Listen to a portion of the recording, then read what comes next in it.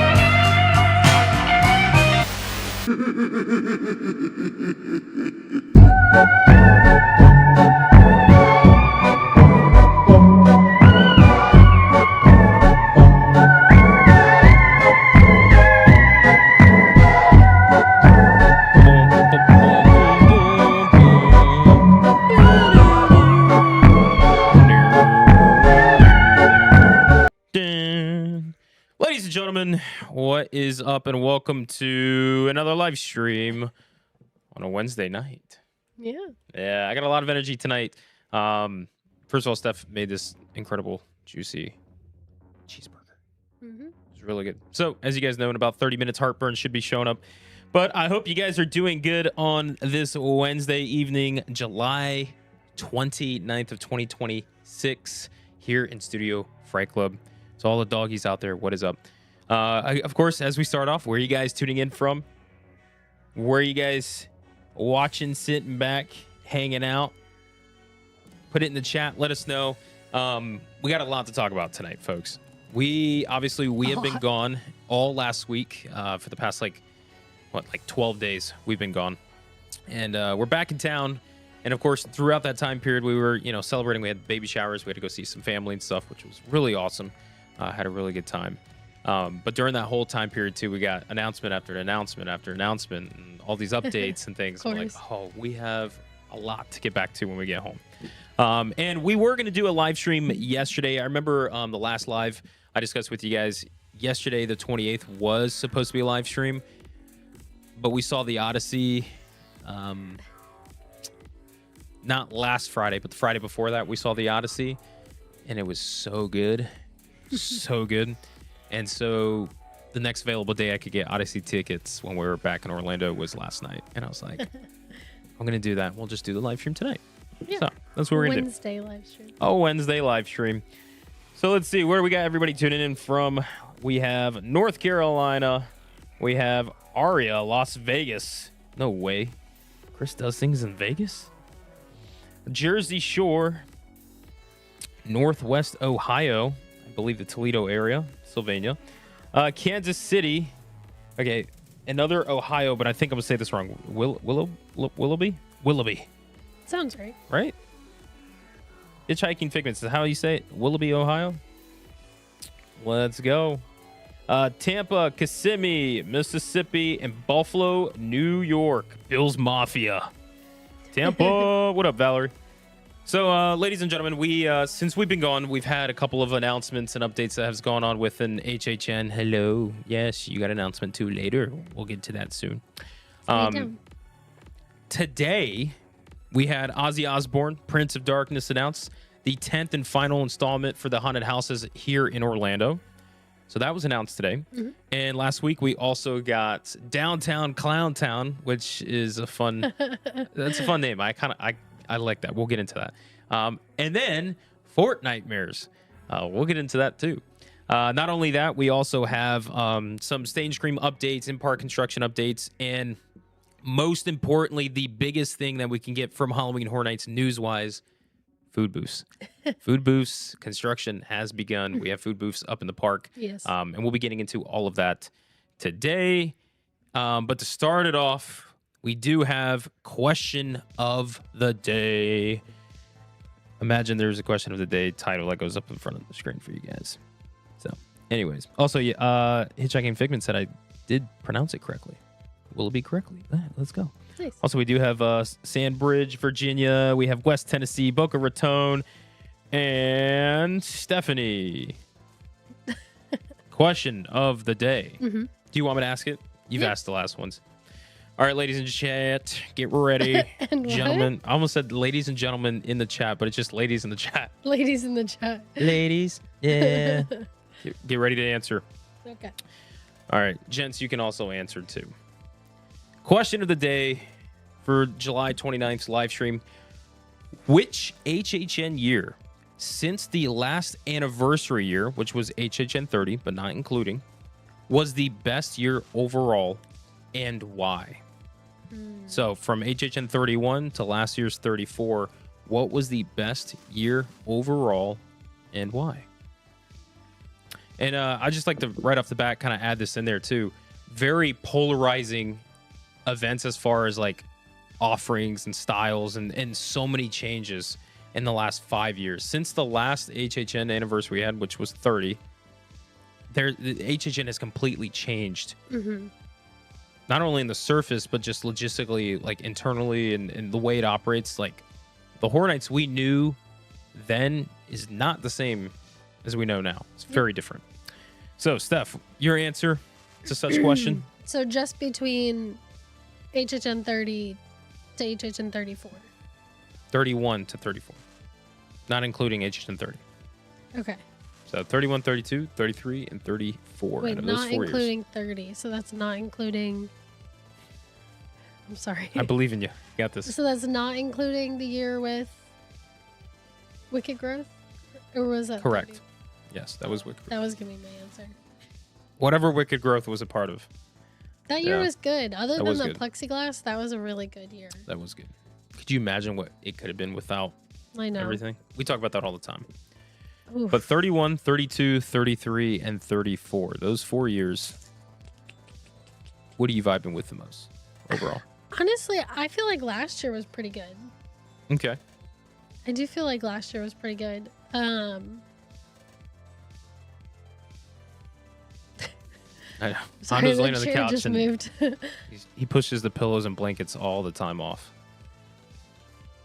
I don't you know. feeling? Yeah, I think 34 was probably...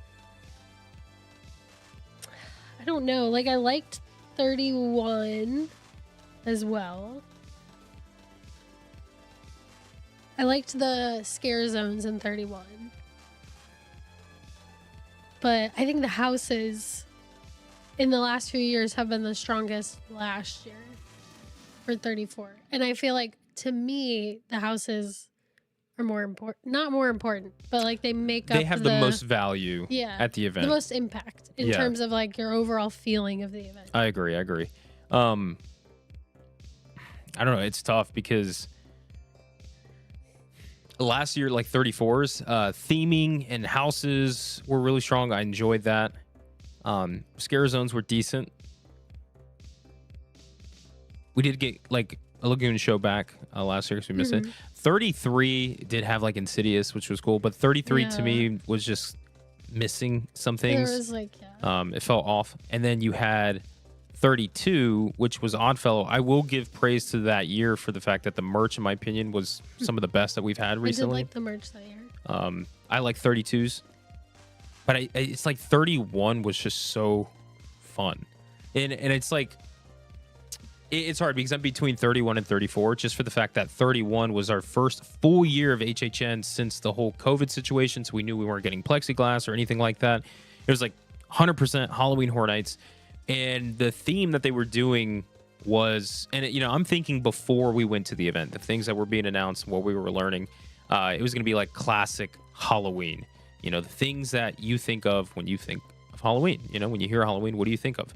And Pumpkin Lord was present, and we just got off of the high of Wicked Growth and how great that was, and now we were getting Pumpkin Lord into the event.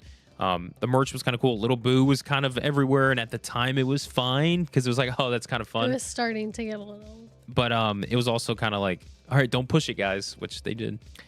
I'm glad everybody else in the chat is getting the years all mixed up because so am I. I'm like, which one was which? Right. So what is the chat saying? What do we got? A lot of 34. I'm gonna read some of the chats actually. Not a lot of 32. 33, mostly 32 and 34. Let's see. So Justin said HHN 34, the White 6 alone made it the best year ever. White 6 was great. That was a great house.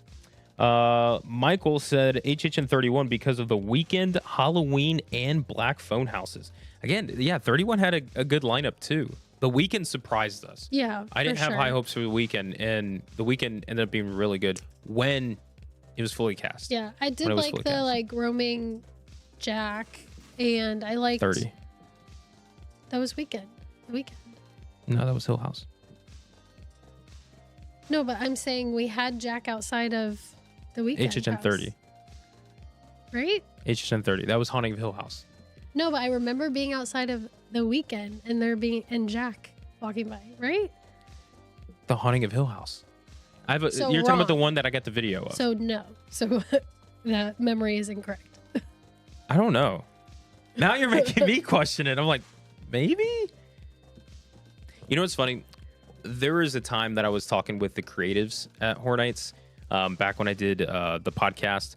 And I remember all of the creatives kind of getting confused on like 3 years ago or 2 years ago, or even last year, like houses and scare zones.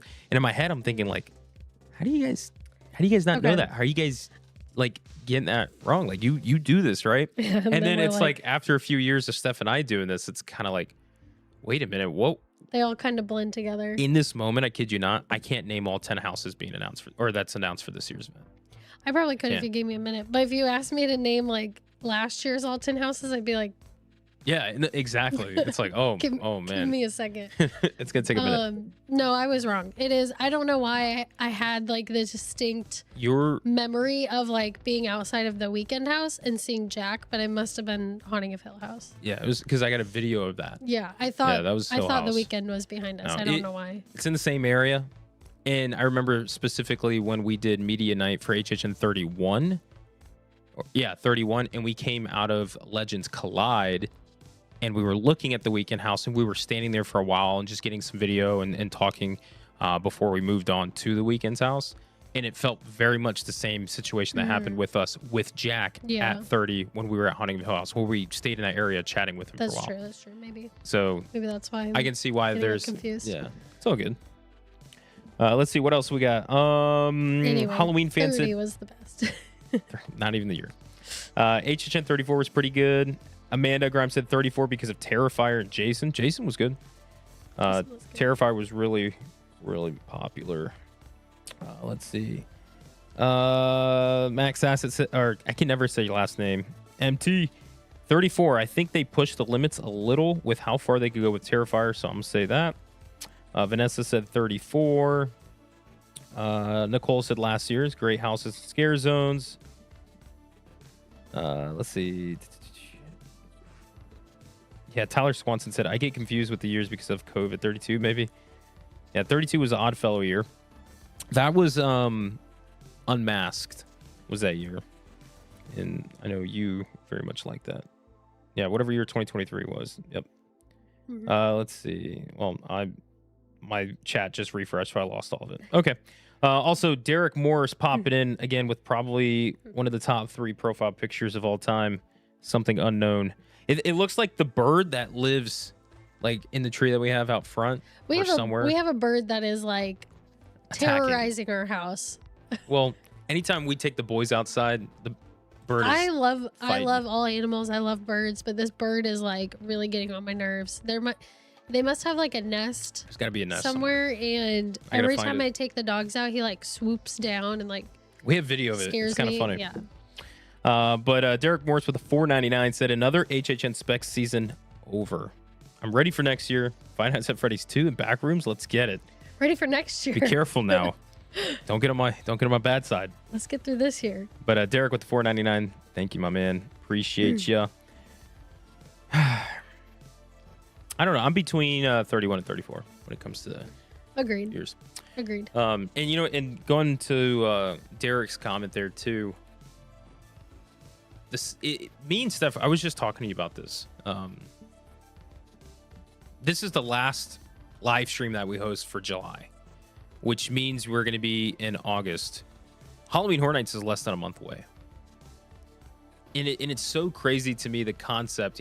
Halloween Horror Nights it's a big deal for Steph and I, and very much it's a big marker on the schedule, on the calendar. And we kind of base our year off of Halloween Horror Nights every year, and it's crazy to think that here we are, another year, where right now we are currently a month away from the event kicking off, and it's like I remember when it was February, and we were like, oh, Horror Nights is still so far away. Mardi Gras is just about to kick off. We still have the hot summer months ahead. There's just so much to do, so much time, this and that. And it's like, man, I can't wait for the event to start. And I can't wait for everything to kick off and get going. And it's like, believe it or not, it's like, it's already here. It's crazy to me how fast time consistently just passes by. And we are literally a month away from HHN 35, from a big anniversary year of Halloween Horror Nights. It's about to kick off, and as quickly as it's somehow got here, it's going to turn around and be gone from us. So it's just kind of crazy, the concept of it. I know, whatever. Go home. Time. The ever-flowing river. So with that being said, ladies and gentlemen, let's get into the topics that we have for today. We have one thing I was going to mention, too. I'll do this after the Ozzy Osbourne announcement we're going to get into. But also, Halloween Horror Nights hosted an event across the seas over in the UK. They had an event out there, and they did media and all this kind of stuff. We'll get into that after Ozzy. So try to remind me that, because I'm changing up the calendar here, the agenda. But because I want to talk about Ozzy Osbourne first. It was the most recent thing we got today. It was announced Ozzy Osbourne coming to Halloween Horror Nights. Anybody surprised? Nobody saw this happening, right? It's not like, anything was leaked or anything. Or like merchandise put out early. Or ads on Spotify. I'll try to be as happy as I can and positive today as possible. So, yeah, Ozzy Osbourne, Prince of Darkness, was announced. I will say this right off the bat. I'm excited for this house. Me too. It's Ozzy Osbourne, right? Now, what is the house... What is an Ozzy Osbourne house going to look like? I don't really know. Of course, we can speculate, and we have articles, and we'll get into information that was provided today. We'll get into that, but it's like visualizing it. It's like, what is that going to look like? But I just know the atmosphere and the energy that I think Ozzy has brought to the world and everything. I feel like it's a great fit for HHN and the community. And I really could see this house being just fun, and not only fun, but very high energy. And you guys know us.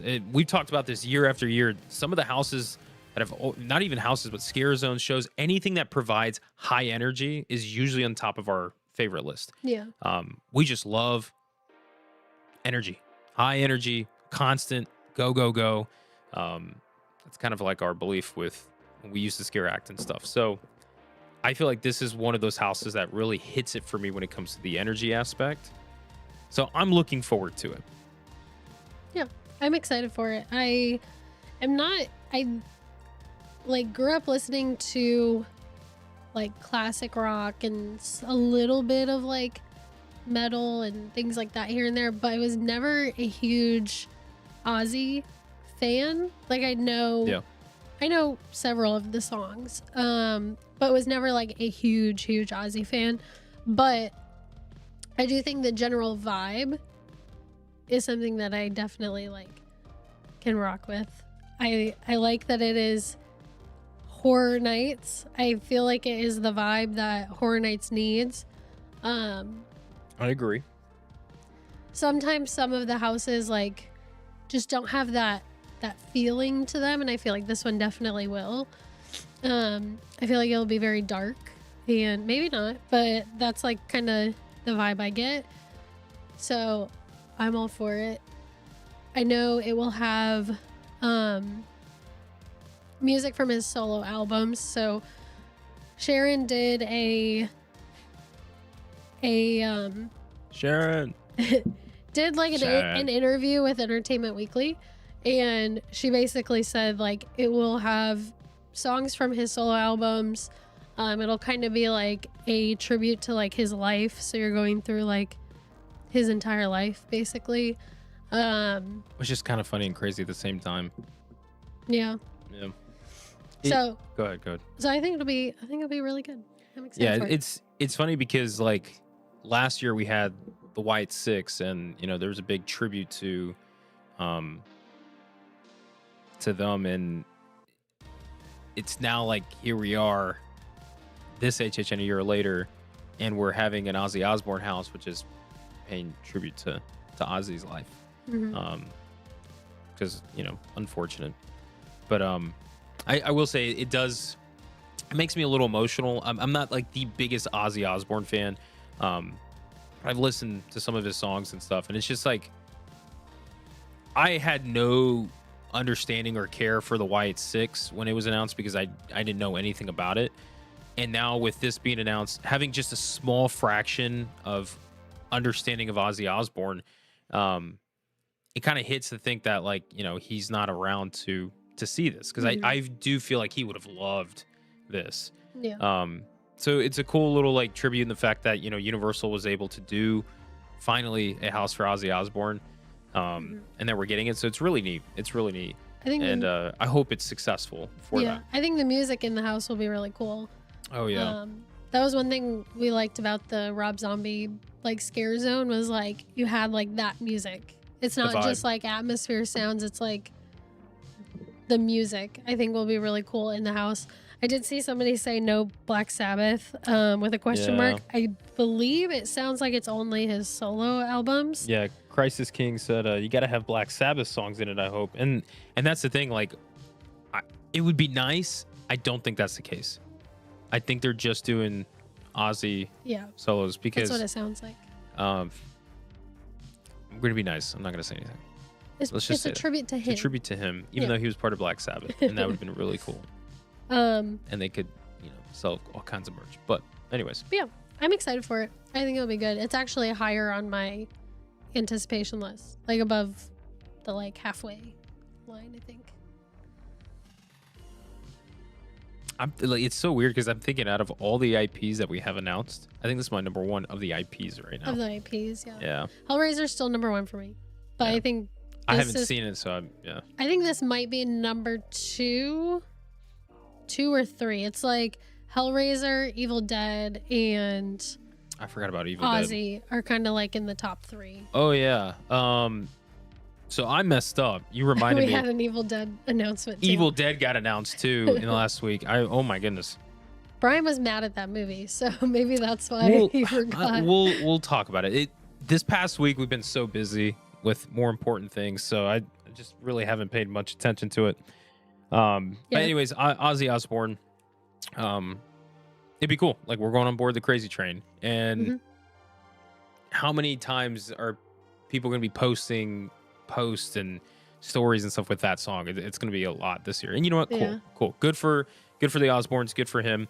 I know the team is going to obviously do it well. I know they're going to do it well. And I hope the scare actors, they put everything they got into it. I can definitely see this being a very popular house. And again, it's like what you said. It's the energy, the vibes for it. It matches so well with Horror Nights and stuff. Like, I don't see how they could go wrong with this. Yeah. Again, I just don't know what to expect. But I think that's what's so cool is like having an IP where the IP, but you don't know what to expect out of the house. It's not like a movie where it's just a walkthrough of all the scenes in the movie. Yeah. It's exciting. It's almost like an original IP. That's And it's like The Weeknd, because that was kind of, I mean, that wasn't about his life. It was like his music videos, but still it's like there's so much you could pull from. We had no idea what they were going to do with it, and it ended up being really cool. So I'm excited for it. Yeah, I agree. What do you guys think in the chat? What are we thinking? Are we excited for Ozzy Osbourne? Or are we not? Go ahead and just type in ones in the chat if you guys are excited for Ozzy coming to Halloween Horror Nights, or twos if you're not so excited. And with that, I just want to mention too, it's one of the most agitating things is the leaks. What's funny though is this was not really like leaks, as in somebody on TikTok recently posted for HHN Hollywood food booth themes. I'm not going to say it because I don't believe in talking about it. But what's crazy, though, is that this one was just kind of, it seemed like a miscommunication with Universal internally, which is a constant theme with this company. We had on Spotify, it seemed like a commercial ad played saying Ozzy Osbourne, coming to Halloween Horror Nights. And we're like, what? And then merch got released for Ozzy Osbourne at Universal. And that was at Hollywood, I think. And it's like... The longer they wait to announce things, the more likely there is to be a leak. So I'm not surprised it was this one. Agreed. But well, what are you gonna do? It is what it is. Also, a lot of people with ones. Tyler Swanson, the only one with the 2. Shame. He did say mid. I don't know anything about him. Well, I was gonna say it might be. It might be a generational thing. Should start listening. Let's get some good music. So, anyways, Ozzy Osbourne coming to Halloween Horror Nights. That was the 10th and final house announcement that we had for here in Orlando. All 10 haunted houses have officially been announced. Yes. You guys ready? Stephanie, quiz time. Pop quiz. What are the 10 houses that are coming to this year's Halloween Horror Nights? I don't know, so I'm going to look them up real quick. Okay. Ozzy Osbourne, Stranger Things, Hellraiser, Sinners, Evil Dead. Okay, you got all 5 IPs, 5 originals. HR Blood and Guts, Cybergoria. You said that pretty good, by the way. The Jack and Oddfellow house. 2 more. The Zoo Descendants of Destruction house. I forget what it's called. I like the Zoo Descendants of Destruction better. Madlands. Madlands. And then what is the last original that I'm forgetting? Come on. I'll give you a hint. What is it? Moo. Oh, the alien invasion one. There you go. Good job. You did pretty good. Yeah. Not bad. I forgot about Madlands completely. I forget what it was called, but I remember the concept. Yeah, you were on it. It's crazy. But that was good. Yep. All right, so Ozzy Osbourne, 10th and final installment for the houses for this year. So all 10 haunted houses have officially been announced as of July 29th for this year's HHN, which it seems earlier than ever. Usually we get house announcements in August sometimes, but it's still crazy to me that we're about a month away from the opening of HHN 35 here in Orlando. That is crazy to me. Now, before we get into the next one, which should have been Evil Dead Burns, I forgot about that. We'll get into Evil Dead Burns next, but before we do, I want to talk about the UK event that we had. 2 things with the UK event. So for those of you who do not know, we had a Halloween Horror Nights panel or media thing that took place over in the UK. I believe, was it in Ireland somewhere, right? I'm not sure. I really tried not to look into it as much because we were having our baby shower. We were busy. So they had a Halloween Horror Nights panel out there, which looked really awesome. Super cool, yada, yada. Two main things I want to kind of just pluck from that. One, it has officially been announced by Laura Sauls out there that Caretaker and the Usher will be appearing at this year's Halloween Horror Nights. That's cool. Sweet, right? What do you guys think of that? Caretaker and Usher returning. I like that. So, okay, cool, right? Something I feel like we kind of expected to see, icons return. But, when Horror Nights doesn't really give out certain information, you kind of question. But, they put it out there. Caretaker and Usher showing up. I wonder what they're... For sure. Usher. Yeah. Okay. I wonder what their purpose is going to be, what, they're doing. So I'm excited for that and potentially more icons, more. And it's so funny because if you guys remember a couple years ago, there was this whole internal thing and in the community going on about what's an icon and what's an iconic character. And Laura Sauls I think she just says iconic now. She's like, our iconic characters. So she mentioned there are iconic characters. Pumpkin Lord really threw a wrench in. Yes. That was a whole thing. But she said iconic characters like Caretaker and Usher, but there could be more potentially. So we'll see what that's like. That's exciting. Now, the second thing I want to discuss. Think of where they're gonna be. Sideshow of Decay. Caretaker is going to be with Cindy. Yeah, with Cindy. And Usher is going to be at the front, bringing people in to the park. Yeah, that makes sense. So Chico said, "All hail Pumpkin Lord." I did like the all the like concept art that we got from that panel thing. They have like concept art for some of the original houses, which was cool. I like that because it gives us a better idea of what to expect for the original houses, because a lot of times we're just like, we know the story like slightly, but it's like, I don't know what it's gonna look like. So I like getting the concept art as long as it like looks like that. It doesn't have to be exact, but like, no, I mean I agree with you. It's again like, I like it, not the way they did it. Why are we doing one of the biggest reveals as far as like HHN has, gone for the off season so far, with not only announcements as in like Caretaker and Usher going to be showing up, not only having Jack and Oddfellow present there, which we've had with MegaCon, but then also having behind the scenes, teaser looks at concept art for original haunted houses and all kinds of stuff, scare zones, name it. They did all this stuff. Why was that not done here? Yeah, I don't know. It was an interesting choice to take that over to the UK, where I could see if they did it in like Hollywood and then did stuff for both Hollywood and Orlando, or if they did it, in Shanghai or Singapore, sorry, and did like stuff for all three. Yeah. But like, that's not even a location that has an HHN. My only idea that comes from that is because they are kind of testing and engaging if they could do HHN in the UK. So how many people are going to show up for this event? How many people are involved in this? I do think they're going to do HHN out in the UK eventually, especially with their new park and all that. It's very much a potential. So I feel like maybe that's what they're doing. Like, let's just do some of it. Now, and they've done stuff. Laura Sauls has traveled to the UK to do things like this before, so it's not anything new.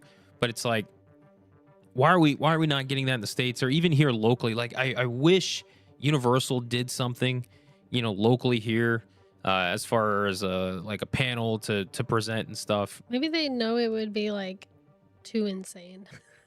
Maybe, but it's just like, dang, we get this cool concept art for these announcements or for the houses and scare zones and stuff that were announced weeks and weeks ago. And it's like, why can't we get something set up during the week of, like, here's the announcement for this house. Here's some behind the scenes stuff, Mm-hmm. Anyways, it'd be cool if they did a show. Either way, I like that we got some concept art. I think it looks cool. I like knowing a little bit more about the original houses other than just more backstory. But I'm a very visual person, so maybe that's why. Do a poll in the chat for everybody in the chat. Steph's going to go ahead and create a poll in the chat for you guys who have access to voting. Oh my goodness. I'm trying to find a way to how I want to word this. What are you asking? Do you guys wish that Universal would host their own panel at the park, like in Soundstage 33, where if you could buy a ticket, and who's gonna say no to that? I just want to know. Some people might say no, just like a lot of people who don't buy express passes that are like, express passes are ruining the event. A little too early for that. Anyway, Steph's gonna create a poll for you guys, and then we'll get a percentage on that one. But I think it'd be so cool if Universal did that. They hosted their own panel, kind of like what D23 is with Disney, but not to that extent. Just something very simple, yearly, where they go ahead and announce a house at HHN, and show behind the scenes content, and just concept art and teasers and things that you can expect for certain houses and scare zones at this panel that they could set up in Soundstage 33, have tables and, you know, decorations, have a speaker and all that stuff, like they do for the media event, and charge people a price for a ticket of admission. They would have to sell those for like $200 a person because it would be, the demand would be insane. Okay. Here's a question for those of you who are answering and all that stuff in the chat too. How much would you pay for a ticket like that? Like, how much would you say, you know what, I think, like, if they presented it just like this, right? For the 10th and final house of Halloween Horror Nights, let's say early August, late July, in the time frame that we're in, they would host a panel at Universal. It'd be a separate ticket event. And at this panel, you would get the 10th house announced. And you would get concept art for originals and other things. And it would be like an hour-long panel. Here's my thing, is I think that it would end up just being a media event because I think the people who would pay that much money for a ticket would be media. Potentially. Yes. Like, personally, I'm kind of frugal when it comes to, like, services and goods and things like that. Personally, I don't think I would pay more than, like, $50.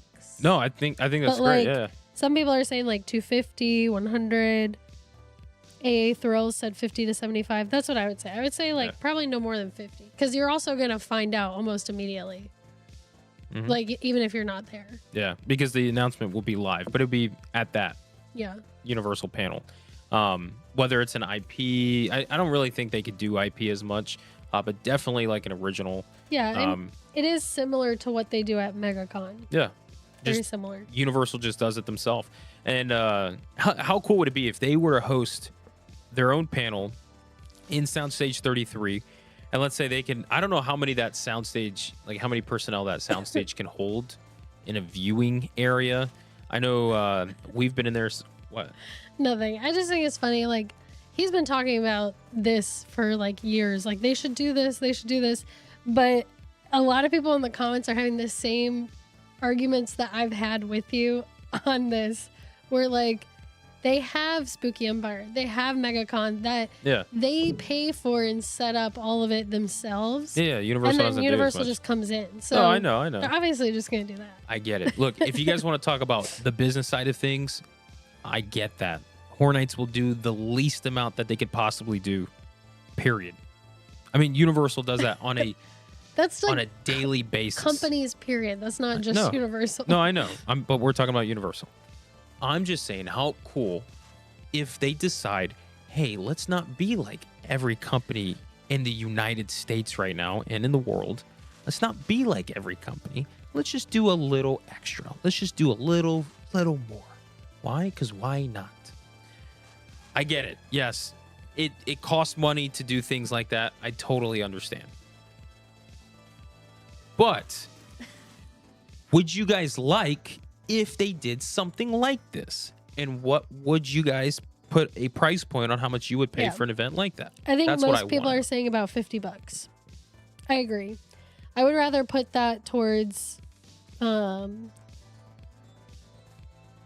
Brian said, I'd rather put that towards like Express or food or something else. So here we go, right? I would say $60 would be about the price I would do, because not only would you get the last house announcement of the season, you would get behind the scenes concept and all that stuff. You would get the panel with the creatives and whoever they would have presented and all that. But you'd also get your first food item, themed food item that is going to be coming to this year's HHN. And everybody at that panel, that event, gets to have one of the food items. Silver Screen Sage literally right before you said that said, hell, at this point, let's just bring back Taste of Terror while we're at it. There you go. See, now if they included food from the event, I might pay a little more than $50. See? But I would say $60. You get one themed food item that's going to be to that house announcement, one of the originals. Okay. All right. I will say we have a lot to get to tonight. All right. We're already 45 minutes in. Too much time on this. All right. What is the poll? What do we have? 64% said duh. 27% said maybe, and 9% said probably not. What? How many? What did you say at the end? 9% said probably not. They said 97% said No, probably not. 9. How does that math work? I don't know. My math is not working. But see, you got ranges usually from 50, and like you said, some people said even 200. Just depends. But it'd be really cool. So, anyways, I would like to see Universal take that step where other companies are not willing to take, and just do these little special things for their fans and stuff. I know it costs money, but there's a way that they can make money from it. But when they do it at MegaCon, like, it technically is cheaper for the fans because they just have to pay entry to MegaCon, and then they get all the other stuff included with MegaCon. No, I agree. Yeah. I'm not saying like the MegaCon stuff is bad. I think that's great, but it's like, why don't they do a little more? I know. I can see the arguments already, them bringing it to Universal and selling tickets. I can already see people being like, oh, it's a money grab. It's a money grab. Yeah. So. That's true. It's like. All right. Let's get into. Anyways. Evil Dead. Evil Dead Burns. So the next up, we have Evil Dead Burns. That was announced last week. So we're behind on this announcement. We're going to get into that very briefly because we still have Stain Scream. We still have Downtown Clowntown, Fortnitemares, and Food Booths. And I think the Fortnitemares is going to be a big one, potentially. I know it's very divisive on that one, so we'll see. Anyways, the next announcement we missed. This was the 9th house announcement that came last week. Evil Dead Burns. I can tell. Blanco, you're excited for that one, aren't you? Evil Dead Burns. Steph, your thoughts? Evil Dead Burns coming to HHN Orlando. I will never not be excited for an Evil Dead anything. Like, I was excited for this movie. I was excited for Rise when that came out. I love the Evil Dead franchise, except for Army of Darkness. We argue on that one. That's his favorite one. It's my least favorite one. But I love Wait a minute. Can't just glide over that. Ladies and gentlemen, who else here likes Army of Darkness? Please say something. It's a preference. It is. I get it. Preference. It's not really like Evil Dead like the other ones, but it doesn't feel like I like fits. the dark fantasy aspect of it. It's cool. Anyway. So, thank you, Justin. Yeah, it's very campy, yes, but to me, it does not. It's not saying that it's bad because all the other ones are so good. I just think it's my least favorite out of all of them. Occupant said Army of Darkness is the best. Okay. Not my favorite. But Occupant, I agree. Yeah, it's a fun little side quest. Yeah. To be honest, I'll say this. If Evil Dead Army of Darkness was its own standalone film, I think it would be received better. Yeah. Just I because would it's like it a lot better. Yeah, and I love the movie. I think it's great. I love the dark fantasy stuff. I just feel like Ash was like, who is this guy? Like, he was like a completely different person in that movie. Okay, if you had the shotgun, a chainsaw, and the car, you had all that, and you went back to medieval time here on Earth, I guess you would be like... I'd be a little cocky about it. I'd be like, yeah. Like, anyway, we're talking about Burn. And Burn. All right, thoughts. I liked the movie. I won't spoil anything for anybody if you haven't seen it yet, but I thought it was fine. Probably maybe my least favorite in the either least favorite or second to least favorite in the universe. Wait. Out of all Evil Deads? Yeah, like I think I would put it Evil Dead 2, Evil Dead 2013, Evil Dead, then Rise, then Burn and Army of Darkness are kind of like... Wow, so okay, I'm surprised with it being that low. I think I would put Army of Darkness before Burn, only because it's supposed to be campy, and I feel like there were parts of Burn that were like supposed to be very serious and didn't really hit the mark. But like I said, that does not mean it is a bad movie. I thought it was a very, very good movie. If you think it's just wait. Okay, stop. If you think Evil Dead Burns is a very good movie and Army of Darkness is ahead of that, then you must think Army of Darkness is one of the greatest movies of all time. Like I said, I like the movie. It's a good movie. It's just not my favorite Evil Dead. You hear that, everyone, right? She does really like Army of Darkness. Anyways, I think it was good.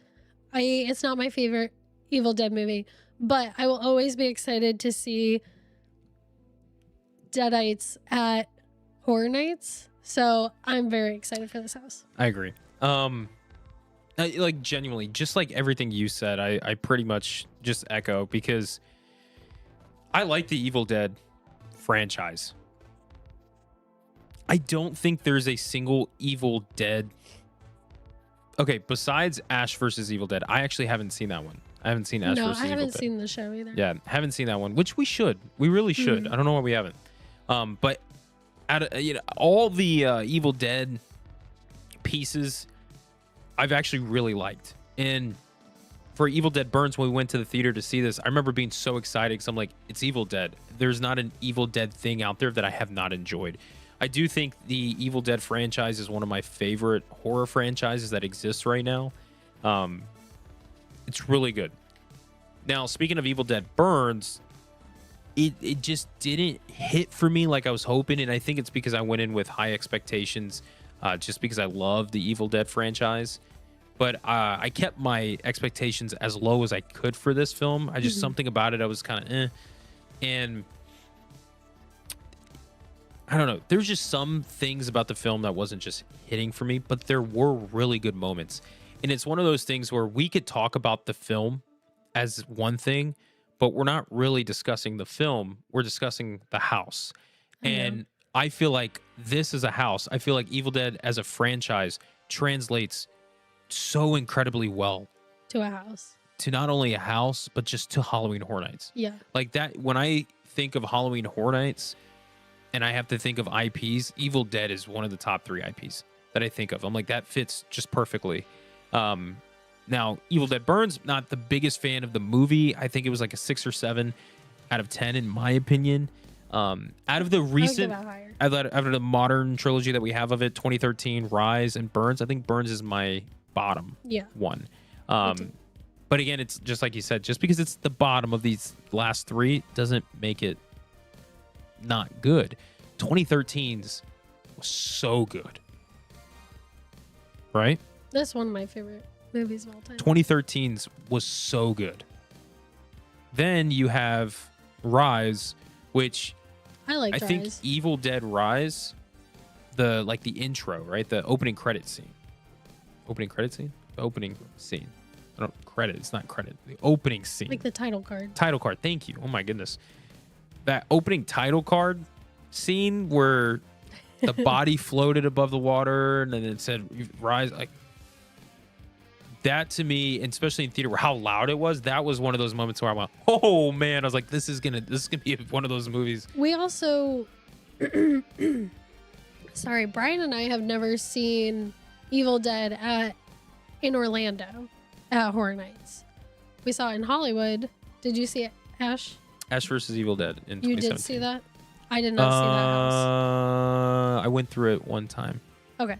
I did not vaguely remember it. My first year was 2018, so I did not see that house. My only Evil Dead experience for Horror Nights was Rise in Hollywood, which that house coming to Hollywood was like one of the main reasons why we went to Hollywood. I'm still so salty that Orlando did not get Rise. I really liked the house. I thought it was probably one of my favorite of that event. But I forget where I was going with this. But basically, I'm excited for the house here. I think the Deadites make like really good characters in houses. Yeah. They're not too like silly or anything like that, where then they, it loses a little bit of the I would argue that the Deadites as a concept is probably one of the best like character concepts that we have in the horror genre. Like I would argue that the Deadites is probably one of the best. And especially speaking into the aspects of a haunted house at Halloween Horror Nights, the Deadites are the same but different every single time. You know, you can see the same person that's a Deadite 3 times in a haunted house, and it could be 3 different personalities that you get from that Deadite, because they are very serious, they're very aggressive, but they're also very comically stupid in times and stuff. And they make fun of the humans and mess with them. And they have fun with what they're doing. You know, they enjoy it, I guess. I don't know, but I just think that they have such a wide variety of emotions and the way they display themselves, and especially because of how they torture the host, their physical appearance does change. And it's really cool to see that. And it's really neat because anything living can become a Deadite. And the way that physically is seen, especially with burns, I'm not trying to spoil anything if you guys haven't seen the film, but the main, I'm gonna say the main boss at the end, we'll just say that because I don't want to spoil it, but you saw how he looked physically, even though we weren't the biggest fans of the way it looked in the theater. Just imagine that in a house. Yeah, that's why I don't like it. I know, but I meant like what I mean though is the difference on how he would look versus how the others looked. No, I agree. The only thing that I don't like is that, and this is why this movie is low for me in terms of the Evil Dead movies, is because I love like the design of the Deadites, that they look human still, but then like they still have their like characteristics of like the person, but they just look creepy. They're off. There's like things about them that are wrong. And also I feel like that last character doesn't look like a Deadite. That's why I don't like. I agree. I get that. And I feel like the translation to a house would be more difficult than just a human that looks like decayed and stuff. Okay. So that does worry me for the house. I think that character. You don't think they're gonna have somebody actually look like that with the real stuff going on? Don't say anything. I'm not trying to spoil it, but trying to. I feel like they have to include that, but I think it's not going. I'm nervous for how that's going to be done. I think it's difficult to do. It will be tough to pull off, but regardless, just speaking of the Deadites, I think they're so cool. You know, it's crazy. Like, we have the Cenobites from Hellraiser, and then we have the Deadites from Evil Dead showing up at the event. But again, although the movie didn't hit it for, it didn't really hit my expectations that I was hoping for with the film, I know for a fact going up to the house at HHN, I'm going to be really excited because the Deadites and Evil Dead franchise, it brings energy. When we did Evil Dead Rise in 2023 in Hollywood. Oh, you're good. You got good company. You're pregnant. We get it. I'm hurting just sitting here like this. I can't imagine you. We need to get you maybe another chair. Maybe we get like some cushy like bean bags and stuff, and we just lounge chairs or something. We're gonna change it up. But anyways, I think the Evil Dead franchise, like the houses bring energy like Rise did in Hollywood. Ash vs. Evil Dead, the campiness of it, but again, energy. And I think the scare actors are going to be able to thrive off of the atmosphere that Evil Dead brings at Horror Nights. So I genuinely, I'm excited. Me too. I think this will be a good house. Better house than the movie, in my opinion. Yeah, I agree. Okay. I just love how like mean the Deadites are, and I think it'll do well as a house. Yes. A lot of gore. Very gory. Yes. And this is the first house that Hondo was cast in Horror Nights. Anyways, with that being said, ladies and gentlemen, I need to know y'all's opinion. Evil Dead Rise. Place it in the chat. Are we excited for Evil Dead? I've said Rise. I mean Burns. Are we excited for Evil Dead Burns coming to Halloween Horror Nights? Type 1s in the chat if we are excited for it. 2s if we're not. We'll see what you guys think. Occupant did say, I was not excited for this house just because I'm tired of all the horror reboots, but you guys are getting me hyped. Cool. Sweet. I think it'll be good. People were iffy on Rise, like as a movie, but I liked the house a lot, but I also did like the movie, so I don't know. I'm just going to say this. when it comes to a movie and it comes to a haunted house, two completely different just things in general. If the movie has a concept that could translate to a house, even if the movie sucked, the house could be so good. One thing I constantly think of is The Exorcist. Blumhouse's The Exorcist, The Believer. That's what it was called. We got to experience the house before the movie because the movie came out later in the season, and the house was really good.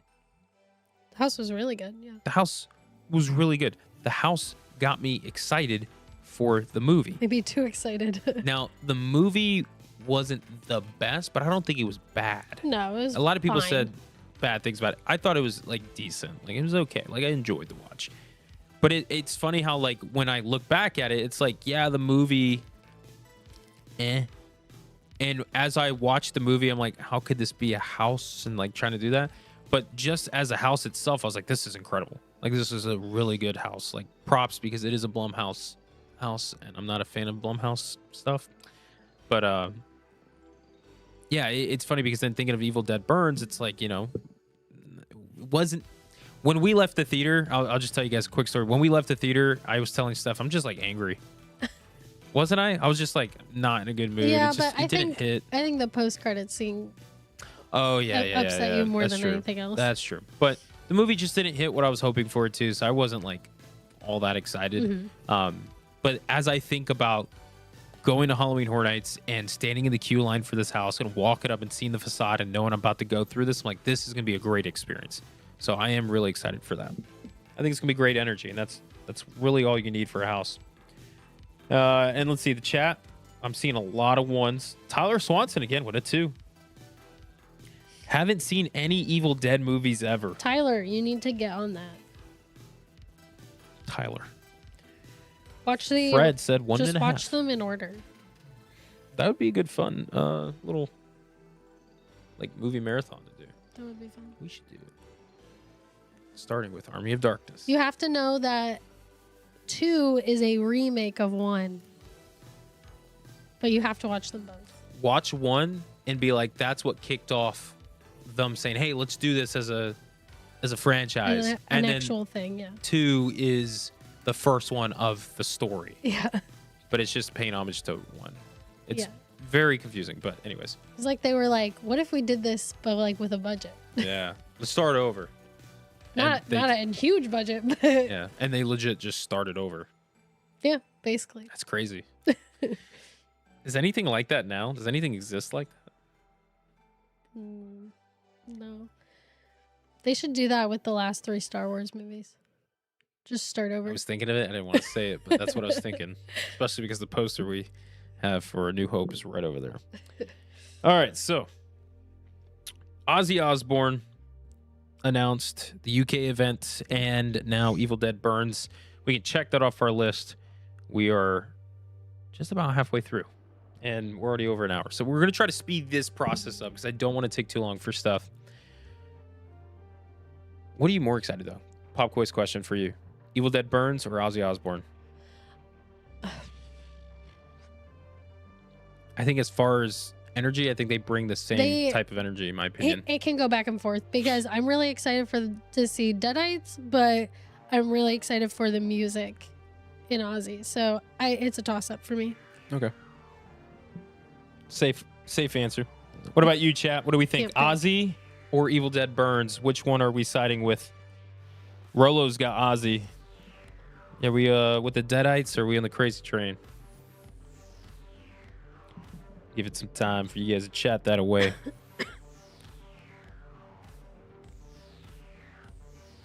You don't hear the music, by the way. Every time I hear this, I'm just like, oh. Just barely. Tyler said Hellraiser. Okay. Tyler. Yeah, scare potential, Evil Dead, overall fun, Ozzy. Got an Evil Dead by JC said Evil Dead Burns. Silver Screen said Ozzy. Rella said I'm with Mr. Crowley. All aboard, choo choo. Yeah, so it's. I'm excited for both of them. We'll see. I feel like it's one of these situations where it depends on the cast, depends on the night, depends on your timing. these two houses, in my opinion, on my list throughout the season is going to go up and down, up and down, up and down. It depends on how scary they make Ozzy too. Because if it's like really like not scary, it's more just like aesthetic and stuff, it might be a little lower for me. If they can hit it like they did the White 6, in my opinion, I think the house would do numbers. Okay. Now, let's move on to our next topic in the live. This one is more like logistical information that we have from you guys. So Halloween Horror Nights finally has announced and confirmed Stay and Scream information. So we will be having 2 p.m. houses opening, which, what do you guys think about that? Have we actually talked about that? Like, what our thoughts? We did a little bit. I feel like what I've said is I don't care if they do it. Like, if that gives people more ability to get through the houses, whatever, fine by me. I know we won't be doing it just because for me, we've gone through the houses during daytime, like during the last year, and wow, HHN's lost year, and it just doesn't feel like HHN to me. So I don't think we'll be going that early, but if it helps other people, you know, more power to you. Here's a comment from Fred I want to read out. Stay and Scream has ruined general rope drop. Oh my goodness, because I feel like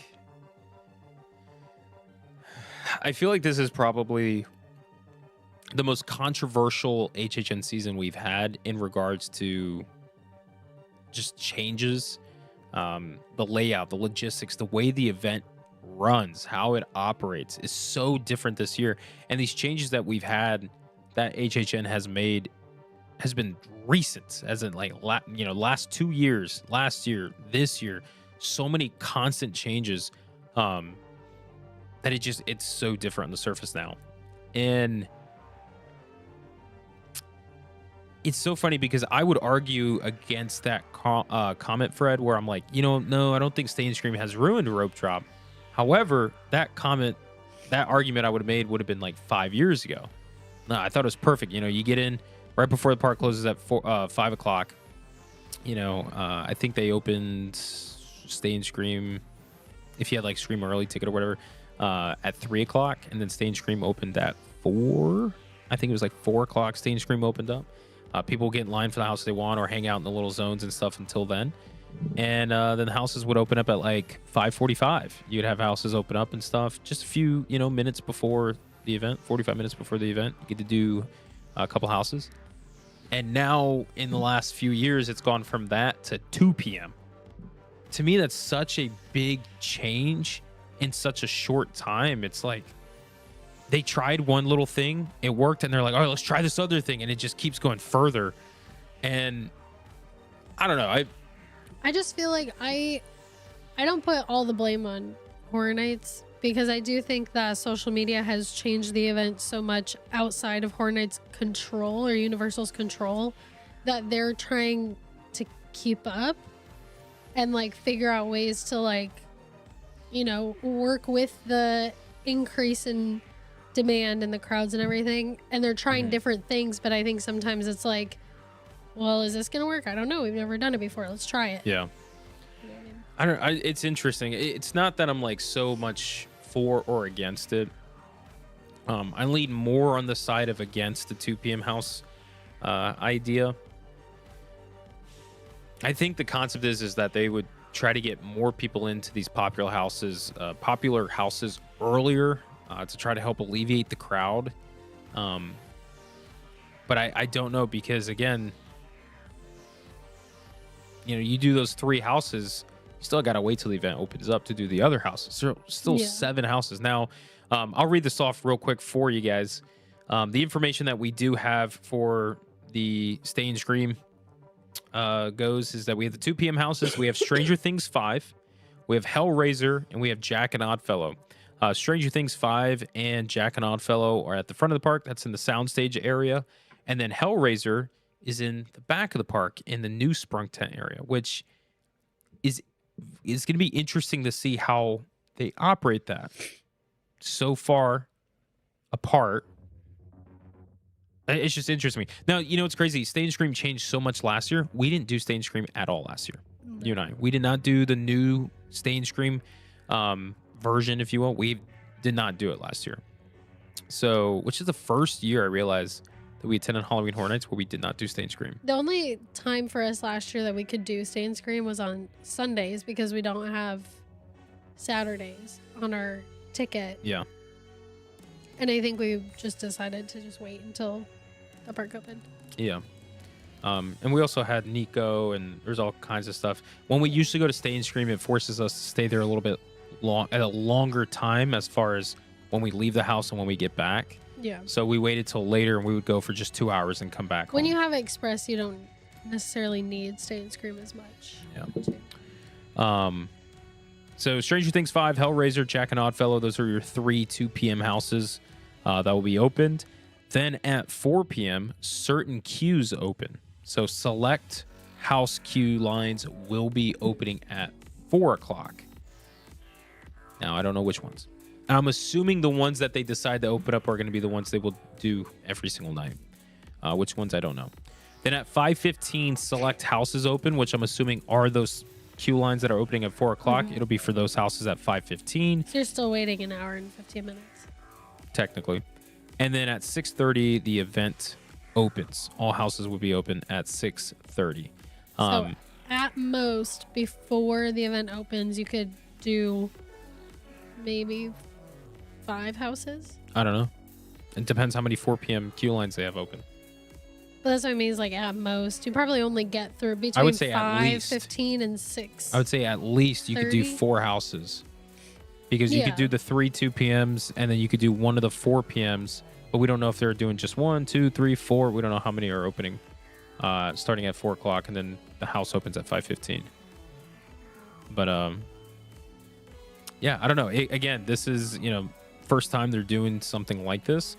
So we're going to see. Maybe it works out for the best and we're all in favor for it. Maybe it doesn't change anything, or maybe it sucks really bad and they decide, hey, we should not do this. I do see how like this kind of ruins like the concept of a rope drop, because by the time, like, for the people who are just buying a regular ticket, no Stay and Scream, they don't have a daytime ticket, like, there's really no point to them getting there super early to be the first ones at the gate when half the park's already in there. It's hard. I could see both sides of this. I could see pros and cons. I think it's one of those things where, Horror Nights is doing it. We can't change that. We'll see how it goes. I'm hoping it works. I hope everything they do ends up working for the best. I'm not a fan of the 2 p.m. I think that's just so early. And again, it's one of the conversations that we've had for the past few years where I think Horror Nights is starting earlier and earlier every year. I think is not good, in my opinion. I don't like that it just keeps going further into August, because we're going to end up being, so early in August. It doesn't feel like the season. It gets a little too early, in my opinion. Does it ever? Here in Florida. I know, but getting closer and closer to the July makes me even worried. Yeah. Again, I think Horror Nights should have just been September, October type of event. And I know it's so popular. I get it. They're making money for it. But then 2 p.m. houses, it's like, man, now we have houses just in the middle of the day. Yeah, like I wouldn't do it. Yeah. I just don't think that feels right. But if people want to do it, whatever. Yeah, and it's crazy to me too, because it's like, I remember the days when it was like Stay and Scream, like they would have that one or 2 houses that open up at like 5:45 or 6 o'clock, and you'd have a few people in the holding areas that would go to just the house, and then mainly you had the rope droppers and stuff, and you pay premium. But I will then say this too. Then they started doing premium Scream night, and they did it before opening night, which I think is the worst decision in Halloween Horror Nights history. My opinion. Sorry. But they did it before opening night, and it just feels like they keep taking away from that opening experience, that start your engines type of moment. It just feels like that keeps getting butchered away more and more. Yeah. Anyways. Continuing with Stay and Scream information. Wristbands will be needed and available once the park opens for the day. So if you guys have a Halloween Horror Nights ticket for that night, and you are at Universal, starting at Park Open, so like 9 a.m., you can go to the guest services location. It'll be near guest services, not guest service, but near is what I was told. And you can get a wristband for your Stay and Scream that night. I will say, what? I think that's kind of smart, only because the like lines for like just getting into Stay and Scream get kind of crazy. So if they just do it, if some people are there for the daytime, they can get those people out of the way, and then people aren't like standing. No, I agree. I will say this though: if you do decide to do that, don't lose your wristband. Do not lose your wristband. But I think that's great. I think this is the best news we got as far as logistics go. Wristbands being available once the park opens that day. So it might encourage people to even go earlier in the day, which could profit Universal money-wise, potentially, you know, in a good way. I'm not saying that like, they're doing this to make more money. No, I know. But I do think this helps alleviate from any potential bottlenecks, crowds building up or anything like that for these wristbands. So that starts once park operation begins. But then 2 more locations will open up at 2 p.m. For the, for Stay and Scream. So 2 p.m. when those houses open up. You have 2 other locations being King's Cross Station and VillainCon. Those will be 2 other distribution centers for these wristbands. So they'll have a total of 3. And I think by then that should really help alleviate the crowd. So, cool. Yeah. So that's the Stay and Scream information that we got very recently. I'm kind of surprised that they took this long to announce this information. But I guess it makes sense. I think they're still kind of figuring things out too. Anyways, moving on. We got to get moving. We're at an hour and 18 minutes. Let's truck along. So the next thing that we missed, we have 2 more announcements, both being Scarezones we're going to get into that came from last week. And then the final one that we have is Food Boost, the construction and all that stuff. We'll talk about at the very end. Downtown Clowntown, the Scarezone that we're getting for New York. Downtown Clowntown. What do you think of this Scarezone stuff? I will say I don't love the name. What? I actually really like Downtown Clowntown. It's just me. I don't love the name, but I think it's silly. I like it. But I love the concept. I think this one will be a lot of fun. I am excited to see the killer clowns back in the street. What up, Matt? I loved that street from 2018. Yeah, 2018, because 2019 was the house. Great job. I did really love that street, so I'm excited to see them back in the street. I think they're a lot of fun. The question is, to what extent? Yeah. I think art will be a lot of fun too. No, I got weed this.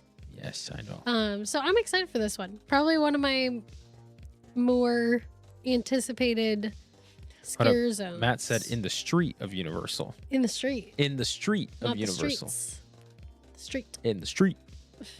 Okay, no, just lay down. Almost sounded like the T word. Yeah, Downtown Clowntown featuring Art the Clown and the Killer Clowns and a bunch of other types of clowns. There is props that are going up in the streets of New York and stuff. Construction looks great. I'm not gonna lie. I'm really excited for this. It also seems like the way this scare zone is gonna be is not in its typical by the Mummy to Louis side. It seems like it's taken a lot of New York. The street of New York in the street of Universal. I will say I agree with Ace Territory saying I'm curious to see how people react to Art the Clown. Hopefully it's not chaotic like last year. That is the one thing, like, people have to behave. I really hope that it doesn't just turn into a like photo op selfie street. Yeah. I hope it's not just like a TikTok street. We already have that over in Central Park. So we haven't even gotten there yet. That's the only thing that I'm like, yeah. As long as people keep it fun and not just try to like get them to take pictures all night, I think it'll be really good.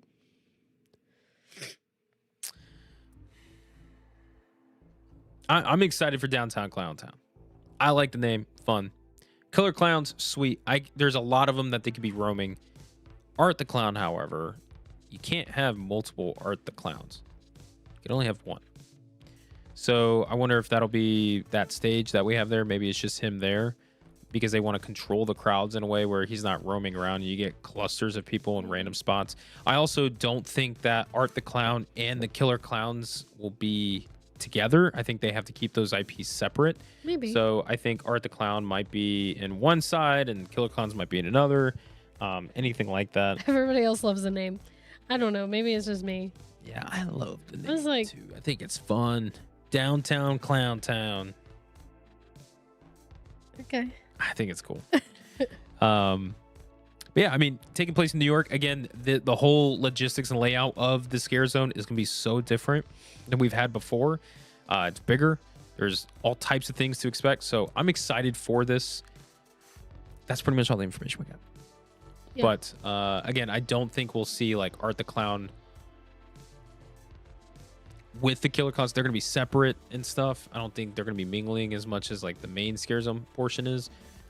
And depending on how Art goes, I don't know if they're going to have them roaming, but maybe on a stage somewhere in an area that they can control guest flow a little bit more, so it's not in the main path. I don't know. We'll see. We'll see. I know there was a lot of issues with him last year when he was roaming around in the crowds. Just be respectful, people. That's all. Yeah. You know, maybe what would be even better is if Halloween Horror Nights implemented a policy where there are no phones or cameras. And we went into Halloween Horror Nights like the old days and you would just enjoy it. That'd be awesome. Yeah. That'd be awesome. Happen. All right. Ladies and gentlemen, now on to... Okay, Nico, thank you for that. Now on to the final announcement that we have had last week that we were not here for. Nico, can you come lay down, buddy? Can you lay down? Lay down. I know you're excited. Lay down, buddy. Lay down. Lay down. You're good. Right there. Just hang out. 1 second. Let us finish up, okay? Fortnite.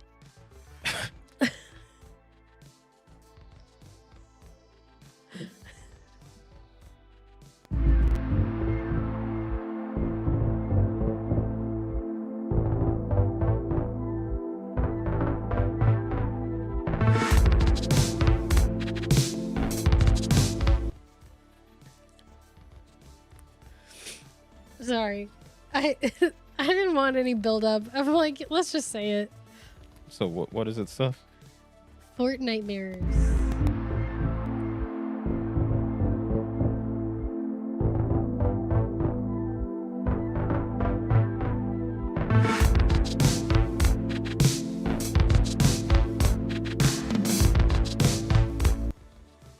You know what it kind of reminds me of?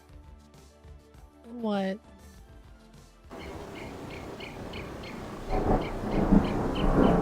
Anyways, Fortnitemares, ladies and gentlemen, we got that announced last week. The rumors, they were true. Came true. Okay. So, Fortnitemares in tonight's live stream was probably going to be one of the biggest conversation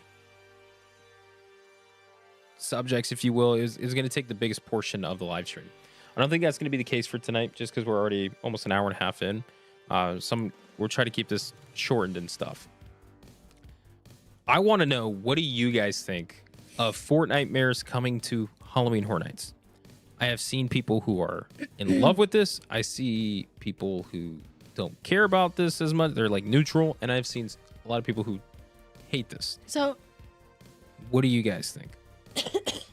I do think a lot of people are trying to be positive, which is great. I'm totally fine with that. I think before it was officially announced, everybody was like, no, please, no. And then they announced it and people are like, it'll be good. Yeah. So I don't know if they were just not the ones saying no before, or if they like are just trying to be positive. Yep. I hope it's good. I am not a Fortnite fan. Don't let her deceive you. She plays Fortnite twice every week. No. For like 2 to 3 hours. I've never played Fortnite. I don't think it matches the aesthetic of HHN. I think it's going to bring a lot of kids, which to me is not a positive. But you know what? If it's good and people love it and it ends up, you know, not being a disaster with a bunch of 10-year-olds running around, great.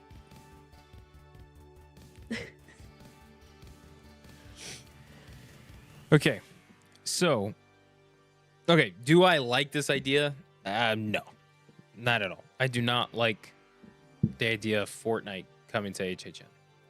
Here's the thing, though. Before any of you guys who are defending this shoot me, here's the thing. In the game, of course. Shoot you down. In the game. We do not condone violence. I'm talking about Fortnite's all about, you know, violence. So, anyways, before you say anything,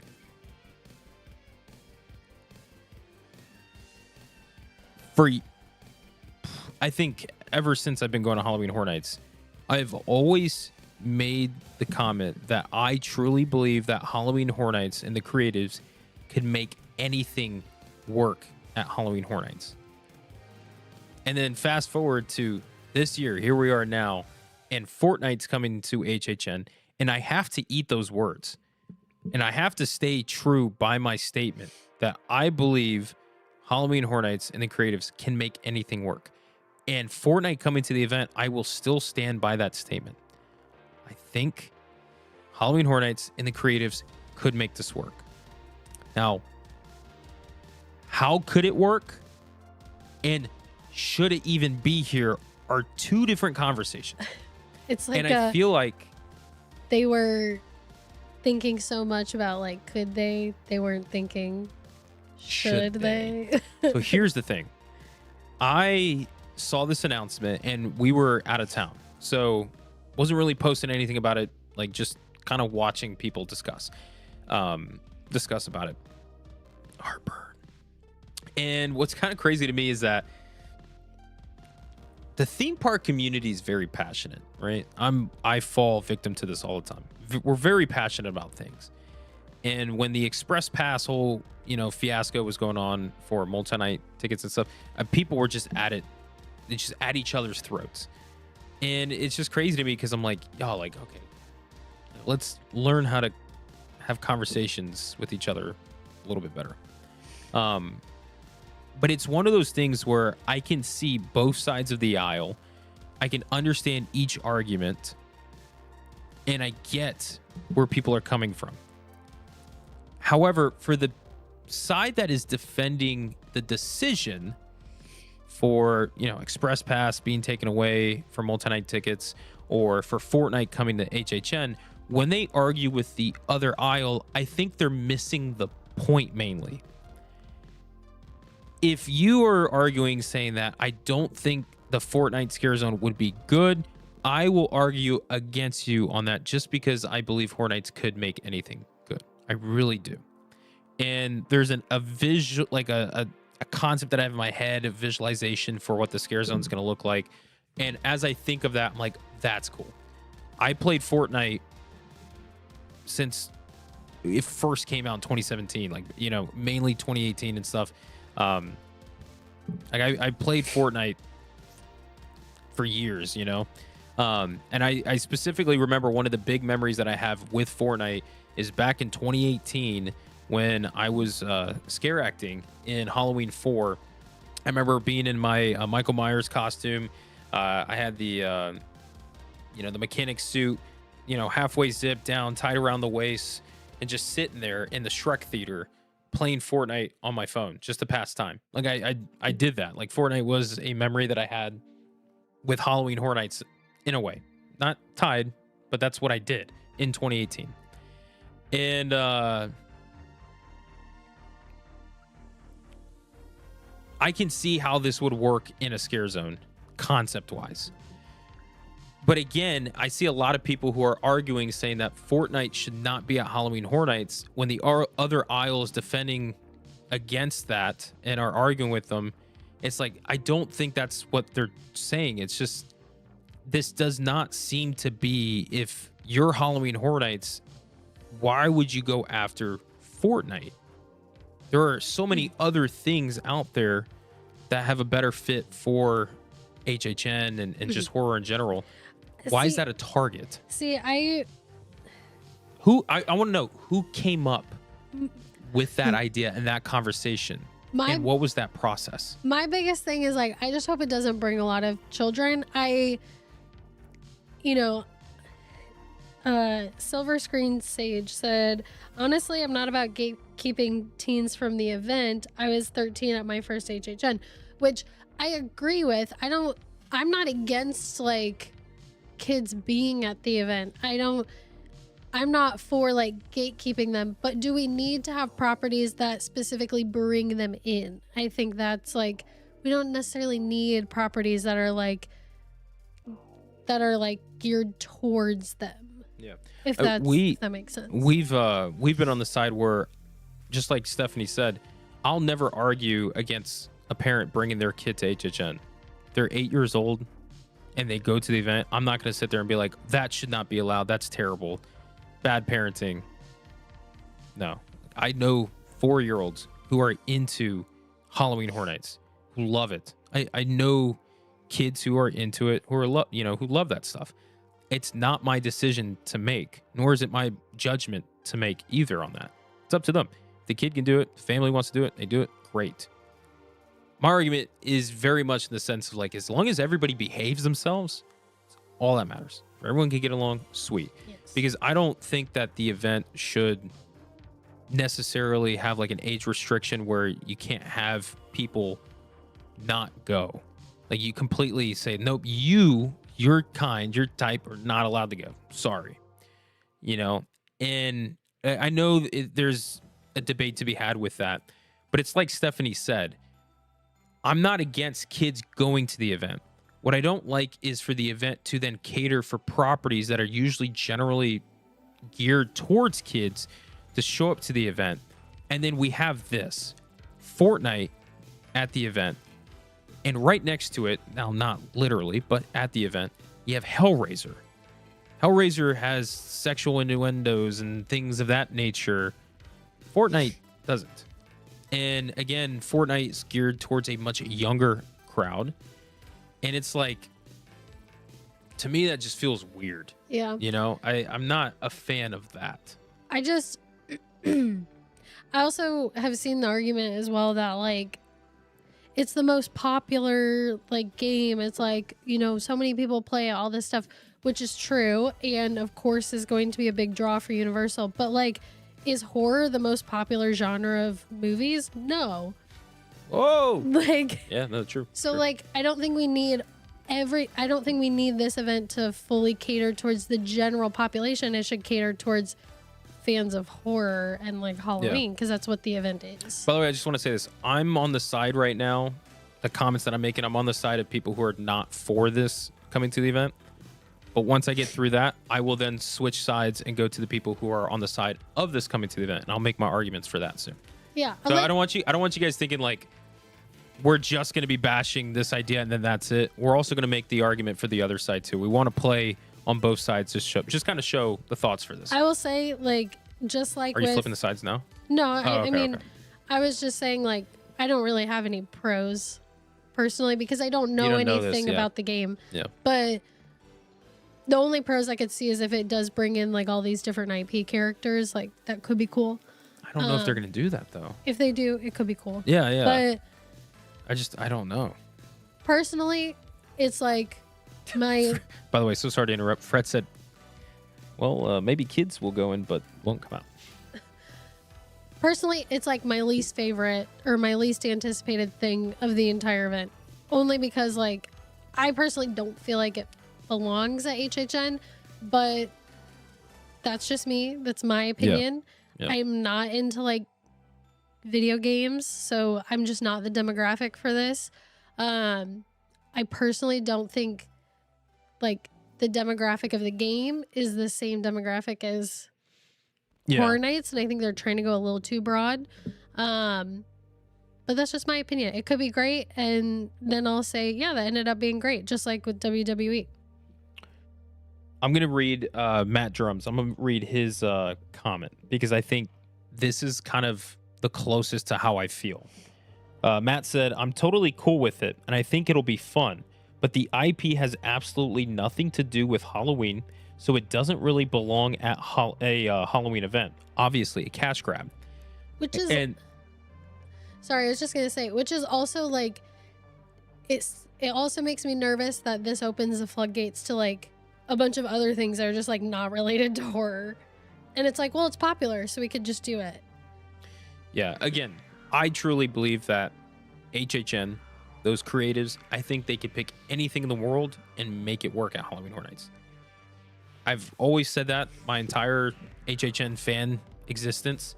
I've always said that. And I'm going to stand by that statement for this Scarezone, that they could make the Scarezone work. But just because they could, I don't believe they should. Because again, whose does this cater towards? There are so many other things they could have worked with, excuse me, in my opinion. And it's just like, again, it doesn't feel like Halloween Horror Nights. You know, Fortnite, great. You know, it's a great game. I've played it for years in my life. I know so many other people who play it. I know so many people who like it, who are excited for this to come to the event. I just don't see this. I've never in my life have I ever pictured Halloween Horror Nights in Fortnite, ever.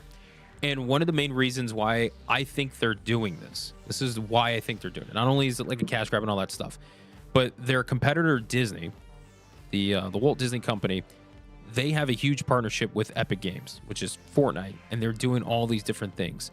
And I feel like Universal wants to find some kind of direction that they can go into with Epic Games to kind of challenge that in a way. And they found something like this, which is like, you know, yeah, kids, with Disney, you can stay at home and play Fortnite and see all these characters and do all these things. And Universal's like, well, you can come to the park and experience Fortnite. And so I feel like there's kind of a battle when it comes to that, and why they would even go this route. I genuinely just want to know who pitched the idea, how this went about. Again, I think they can make this work. I think it will, believe it or not. But I don't think they should. Fortnite and Horror Nights is just not a thing in my opinion. But anyways, now jumping to the other side of the aisle, what will the Scarezone look like? Okay, Fortnite's coming to HHN. It's happening. Unless something crazy ends up taking place. But Fortnite's coming to the event.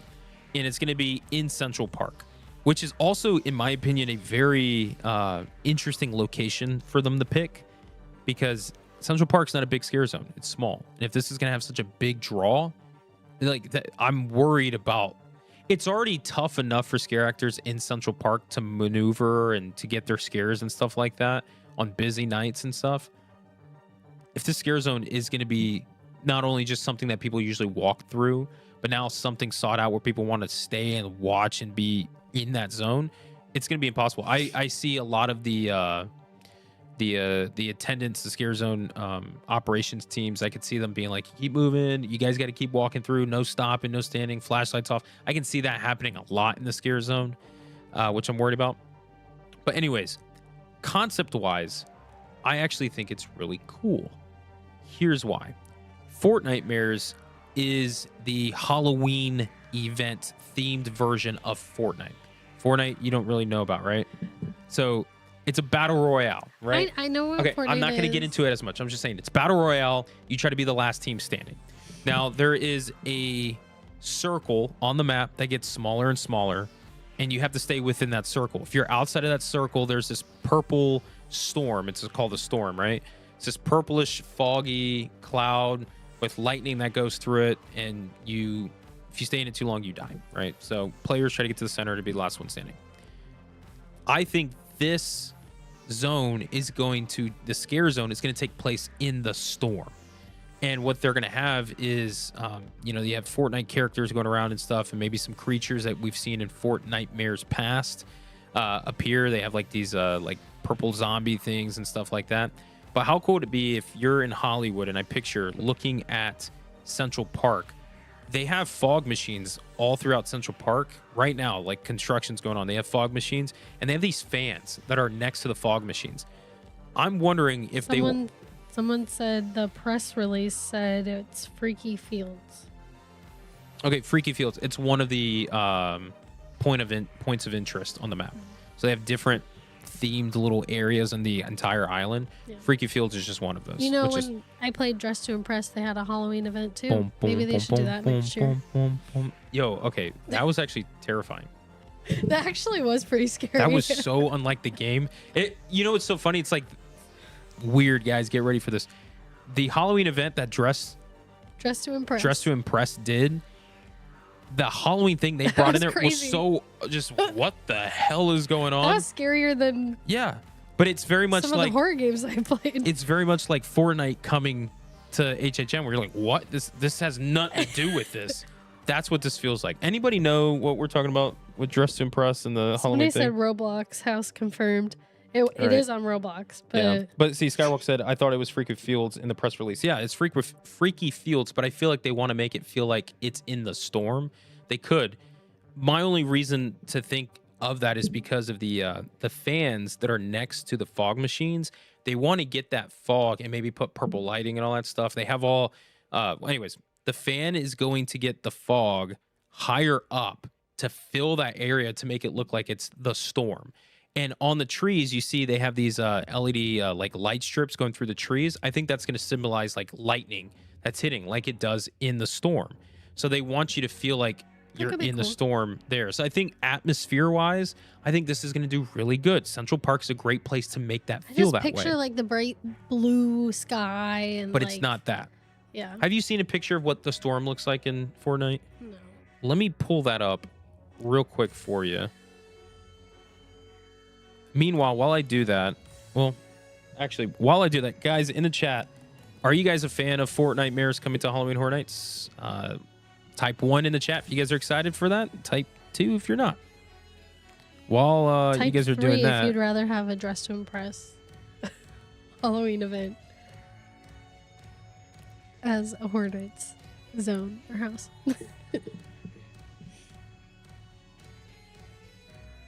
Okay, so here's stuff. I'm gonna try to 2 2 2 2 2 2 1.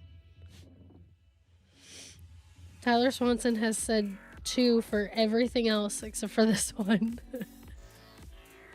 Something is 1.5 neutral. Why can't I find a good picture of the storm on the Google? Like that's not. You can just pull the game. Well, you can't play it right now. Here, I'll just show you like this. Like it's just purplish clouds. Okay. Usually, like that lightning strike. It's like Kingdom Hearts. It's like a little kid's game. I'm just kidding. Little kids game. Yeah, be careful there. Anyways. It seems like Skywalker Brian is a very big fan of this. I mean, he's riding hard for it. It's a money maker. I think so. I think it'll make him a lot of money. This is what I'm gonna say. I don't think Fortnite coming to HHN is a good idea. I think there's so many better ideas that could done. I just don't see Fortnite fitting within the Halloween Horror Nights bubble. It's to me, I've never pictured that. But again, I will say, now that it's confirmed it's gonna be Scarezone, I could see this working. I could see a concept for it because I've seen it before, but playing the game and all that stuff, like they definitely could make this work as a Scarezone, 100%. But again, just because you could, doesn't mean you should. We'll see. So, I'm not a big fan of it, but we'll see. I like the game. I used to play the game a lot when I was I'm very happy for everybody who really loves the game and is very excited. Yeah, also, hold up. Ace Territory said, don't slander Kingdom Hearts like that. I know, I'm sorry. I'm just kidding. You be careful there now. I'm just kidding. Yeah, no, I'm happy for everybody who's very excited for it. Personally, I'm not, but that's just a personal thing because it's not a property I have any interest or knowledge in. Yeah. I don't know. It's just weird. It's so weird to me. I would have never pictured in my entire life It's like a dream almost. It's like, what? I know when the rumor what do you when people were first talking about it as a rumor, I'm like, that's a joke. There's absolutely no way. And then I started crying, realizing after a month, people were still rumoring that happening. I'm like, oh my God, this is going to happen. This is actually going to be a thing. Again, just because you could doesn't mean you should. We'll see. Anyways, I think it'll work as a scare zone, but I think as far as the future goes and the logistics and the let's just say the things that this opens up to in the future, I'm very worried about. Also, so many IPs and scare zones this year. We haven't had like IPs and scare zones in a while. Was Crypt TV the last one? I can't. I don't know. Also, Silver Screen Sage said, rumors. There's been no rumors this spec season. That's another time. Yeah. LOL. Yes. Don't get us started, but yes. Zombieland was before Crypt TV. Yeah, Zombieland right? was before 2019. I will say Silver Screen Sage, I'm hoping that changes for next year, but we'll see. I don't know if we're going to be around for next year. I don't know if we're going to keep doing this. So I don't know. If we are, we're going to try our best to change it. If not, then best of luck, everybody. Good luck to you all. So, anyways. Oh, yeah, Nightmare Fuel is back. Oh, yeah, the Fuel Girls are back. Everybody was like, no more Fuel Girls, no more Nightmare Fuel. Sometimes I think, again, and I've said this 2 years ago, and everybody got so up in arms against us about it when I was like, I think as a community, we just need to slow down a little bit sometimes. People got so mad about that. And now it's like, again, I'm going to say the same thing. I think sometimes we just need to slow down a little bit. I'm excited for the new guy, though. Yeah. I think his name is Ozzy, too. Ozzy Blood or Ozzy? Oh, yeah. It's right? like Ozzy, though. Like with an Ozzy. A. It's Ozzy. Yeah. Remember I would say, what was it? Ozzy's Boneyard. Yeah. You're listening to Ozzy's Boneyard. The serious XM, yeah. And okay. So, anyways, Fortnite. It's just crazy because seeing how divisive this offseason has been for the HHN community has been crazy, in my opinion. Like the way spec season has been going on, and all the rumors and the leaks and everything that's been going on and about people's opinions, and then we get the express passes and that whole fiasco and what Universal did, and then Fortnitemares, and then you get Killer Clowns was announced, but we don't know what, and then they just announced Downtown Clown Town. It's like, oh yeah, there's the Killer Clowns. It's just like strange. This offseason to me just hasn't felt very organized, if that makes sense. And it's like, I wish it was a little more organized for an anniversary year, but Anyways, the next thing that we have on our list to discuss, I can go on and on about everything we've already talked about more and more, but we got to keep moving. Food booths. Food booths, they're up. We're having construction in the park, and food booths has started appearing. It's the biggest positive that we've had so far. Yay, we're getting food. Getting food, confirmed. We don't know what, but... Also, the food booths look good. They do look good. Yeah, they do look good. I didn't set up an artwork for it here in the live stream and stuff, so if you guys haven't seen it, go online and check it out if you want to see it. But they look good. I'm excited. I'm excited for the food booths, of course. So, of course. And that's it. Now, ladies and gentlemen, we have enough time to do a rapid fire Q&A. That's not so rapid fire, of course. If you guys have questions, throw them in the chat. We're an hour and 50 minutes in the live stream. We're going to try to finish this up before the 2-hour mark. I know, you're like, hour and a half. And then you're like, we have enough time. Way past happens an hour every and a live half. stream.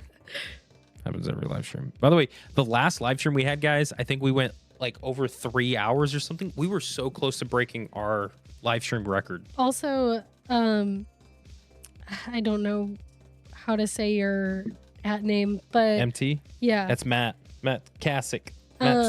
Oh yeah, by the way, congratulations, by the way, Matt, on Matt T on There's a Matt D and a Matt T. Congrats, by the way, on your role, your position. Yeah. Well, they said this announcement season has been the chaos part of Chaos and Control, which is true. Tasik. Hopefully. That's how you say his last name. Tasik. Tasik. Because I always go Tasik. Hopefully. All right, Tasik.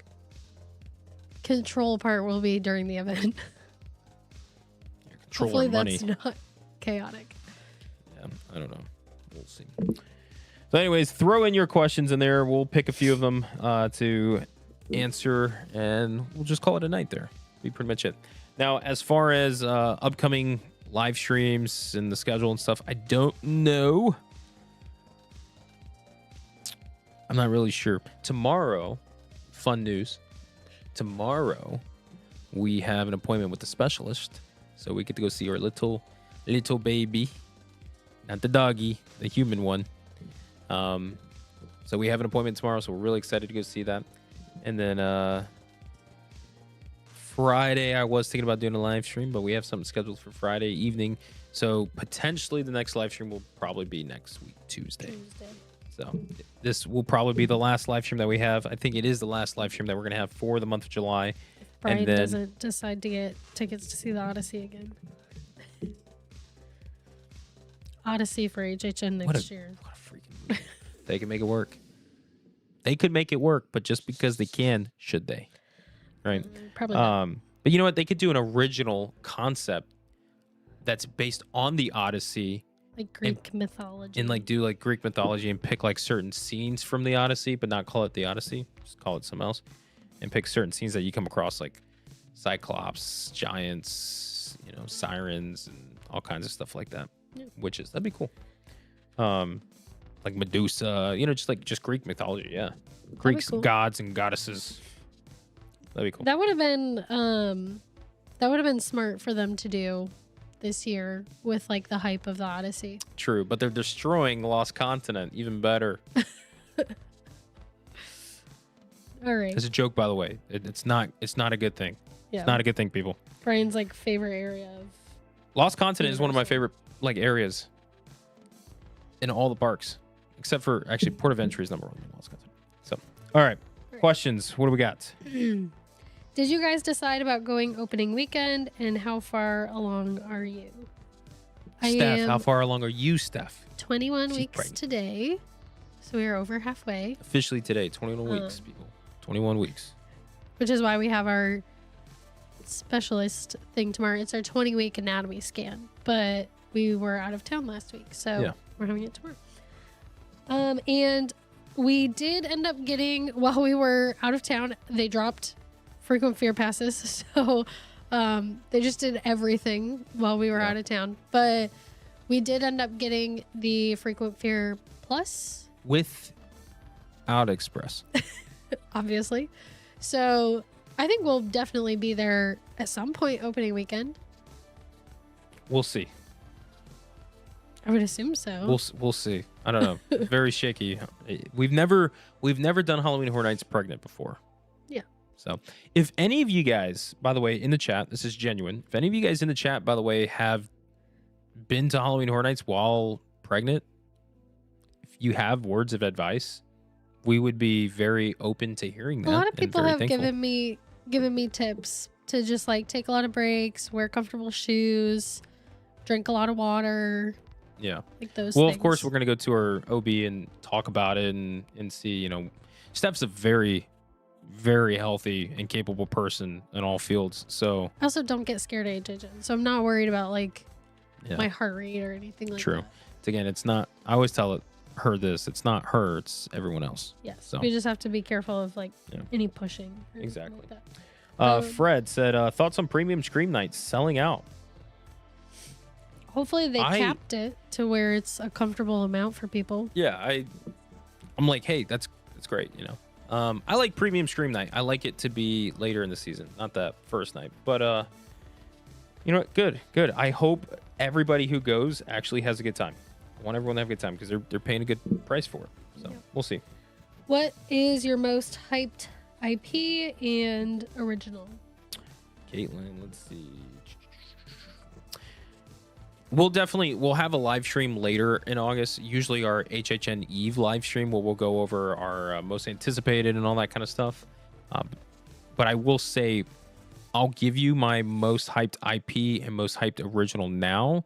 But I feel like by opening night, that might change. Sometimes I find my anticipation list to kind of bounce around. Sorry. So IP stuff. I still think mine is Hellraiser. Okay. Yeah. I'm gonna go with Ozzy. Yeah. Just because it's fresh and I remember. I haven't seen Hellraiser yet, so we'll see. But I do think Hellraiser is gonna translate to Halloween Horror Nights very well. And then for original, HR Blood and Guts. Oh yeah. I don't think that one will change. To be honest, I'm really excited for Alien Invasion. But I knew you were gonna say that. I think HR is probably number one, and then Alien's right behind it. So. This is not a question, but JC Smith said, Steph, we need an HHN 35 poster. I will do my best to bring the camera, make Brian carry the camera. You see, the thing is, we have to do Stay and Scream in order to get photos because it has to still be somewhat daylight out because the photos just don't look great once it gets dark. Yeah, I mean, she can get like good nighttime ones and stuff, but as far as like translating it into a product like this, it's better to have that natural light than it being dark. Yeah, I think almost all of these photos have been taken during the day, and if not, like with this one, the vamp. Let me. Oh, you can't see it. There you go. With this one, the vamp and Dr. Oddfellow were at night, but they had light on them. So the thing is, like, if we get there during the day for Stay and Scream, then I can take the camera. But if we're getting there after it's dark, it's almost like I'm gonna do this real quick. I don't know if everybody's seen this before. 1 second.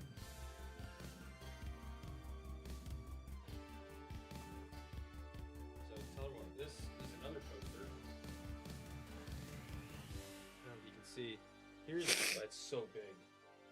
We get the big ones. So that's Brother Death.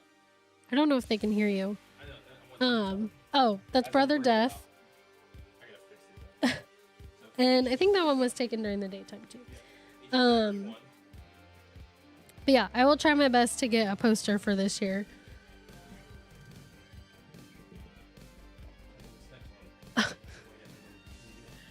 And of course, the Nightmare Fuel ones are easy to take because there's lights on the stage, so they're all lit up. But yeah, I will do my best. Next question: if you could sacrifice a member of the community for unlimited tickets of the Odyssey, who would it be? Chris. Who asked that question? Is that Justin Sage? Is Silver Screen Sage? Is that Justin? I think that's Justin. With New York expanding to the whole area, basically, where do we think other food booths will be placed, or do we get less? No idea. If you guys notice, we have been getting less food booths in New York compared to previous years, so I could see them go in that direction. But I could see other areas being used in the park. Anyways, by the way, those posters, I just want to show you. Those are two other posters you can't really see here in the live. So if you guys only ever really watch us in the live, I never get a chance to show those. But that's Brother. I can't tell if it's Brother Sleep or Brother Death. I think it's Brother Death. I don't know. And then that was from HHN 31 in the Scarezone, and then Nightmare Fuel. That was Wildfire from 31 as well. You made that poster. Next question: do you think the potential rumors will happen or not for Hollywood Harry and Jack the Clown at Terror Tram at Hollywood? I know Murdy is 50-50 about the use of original characters from Orlando. I'll be honest, I don't see it happening. I really don't. I don't know if Universal Orlando and Universal Hollywood would necessarily be able to. I know they could, but I just don't think they will, where they come together with their own original characters from the coast with their stories and merge them somehow. Yeah. It'd be a lot of collaborating together that they typically don't. Yeah, and again, it's just like storyline and lore and all this stuff that they would have to do. I don't know if they would go that route. Any special food theme hoping to... Sorry, my contacts are... I got you. This comes from WHS Cheer, baby. Oh, wait. Any special You sounded food... like a dad saying that. Cheer, baby. Any special food theme hoping to see come up with this year? For example, a bat store for Ozzy. That'd be cool. Yeah, I could definitely see like Ozzy having like something bat related, maybe a bat cookie. I'm trying to think of something for like Evil Dead. Can't really think of anything for that. Some French food. Maybe like a red velvet cake, and it's like a book, the burning of it, or whatever. The Necronomicon. Yeah. Something spicy, something hot, maybe. Even the birds might have something. They have to have the box somehow from Hellraiser. Oh yeah. I don't know. Things like that. A lot of spicy things. Probably, unfortunately. Okay. Do you guys go to SeaWorld Hollow Scream, and what did you think? This is from Parksmatic 9065. We have been to Hollow Scream at SeaWorld twice.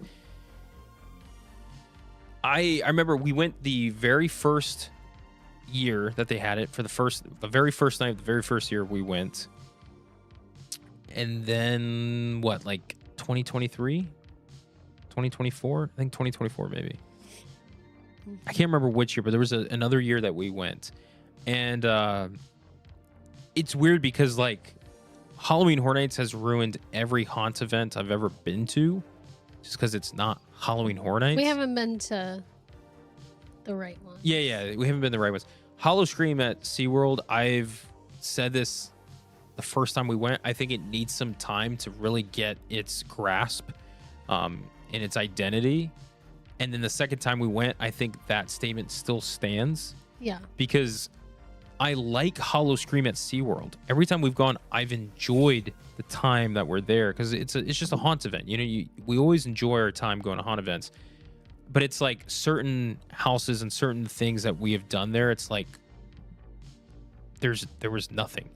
I can't remember the house a couple years back there in Hollow Scream, but we went through and there was no scare actors. There was like no problem. There was like really nothing. Yeah, I do also think that they could venture away from the sea theme for like everything. Like a lot of what they do is like sea related, and like I get it, but also like I do. Yeah. Again, the budget they're working with compared to Horror Nights, and Horror Nights being across the street. You know, you pick Horror Nights, but I do think if they do venture a little bit more away from that sea theme, I think they become a little more popular.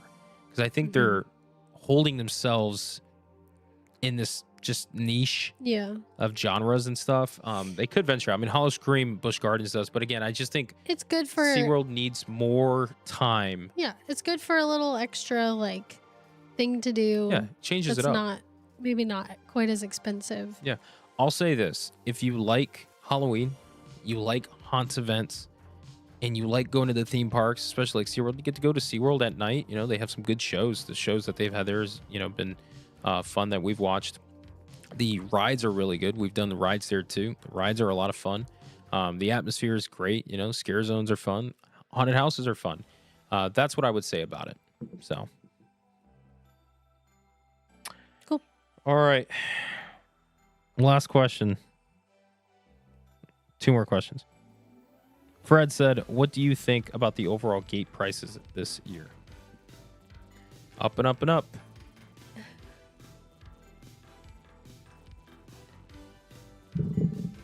It makes sense, but doesn't mean I'm happy about it.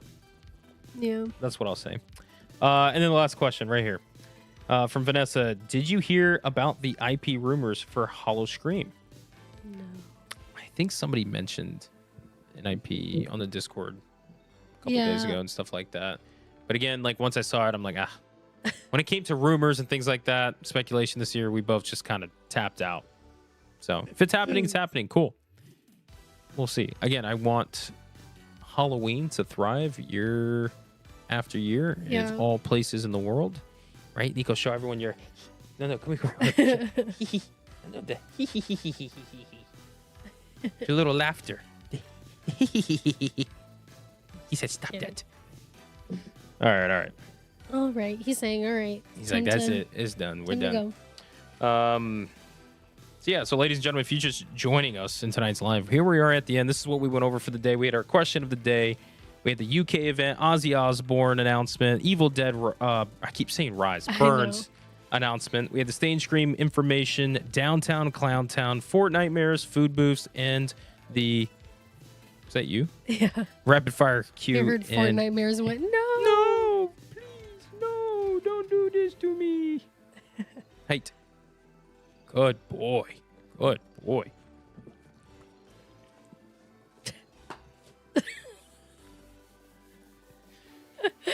Thanks, son. Oh, goodness. Thank you. All right.